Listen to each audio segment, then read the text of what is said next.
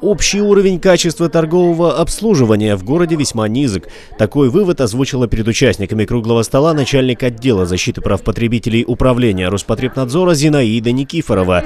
Пройдясь по продуктовым магазинам Якутска, она обнаружила массу нарушений, и это не только просроченные товары. Усредненный товар.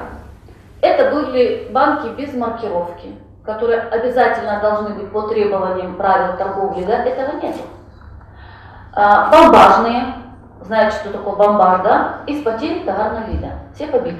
Разве такие банки можно выставлять на продажу? Да их вообще нельзя. Это по нормативным документам Российской Федерации. Это не наши требования. Не соблюдается владельцами магазинов принадлежащая маркировка товаров, салаты и выпечка продаются без указания веса и состава. Бывает ограничена возможность передвижения, для покупателей проходы завалены ящиками. По мнению директора магазина Златы Новиковой, данное нарушение чаще возникает в крупных магазинах.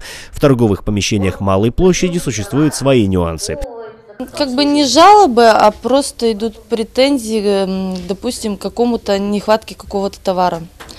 Так как район спальный, кто-то хочет, чтобы была, допустим, рыбная продукция, у нас пока ее нету, потому что также, я еще раз повторюсь, нужен специальный холодильник для этого. Просто идут предложения, кто-то хочет, допустим, одного производителя продукцию, кто-то хочет другого производителя, но пока мы не можем это выполнить, так как вот не хватает пространства. Ну, пытаемся угодить каждому, конечно, клиенту, закупать в малых количествах несколько производителей.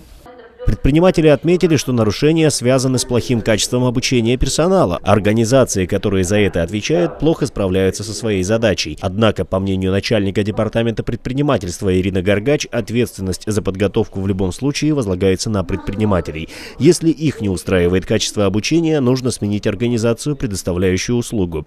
Еще раз повторяюсь, руководитель отвечает за ту организацию торговли, которую они делают.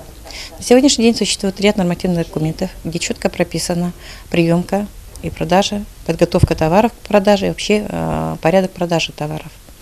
Незнание закона не освобождает их, так скажем, от ответственности. Мне бы еще раз хотелось сказать нашим руководителям предприятий торговли и общественного питания, еще раз просмотрите эти документы. Нормативные акты меняются, обновляются, но тем не менее основа, которая, вот инструкция P6, P7, это инструкция по приемке, по качеству и количеству, их никто не отменял, они существуют. Проверки качества обслуживания и санитарного состояния будут проводиться и дальше, но уже с привлечением общественных организаций, наряду с плановыми проверками контролирующих органов. Цель одна – переломить существующую ситуацию в сфере торговли и повысить уровень обслуживания в целом.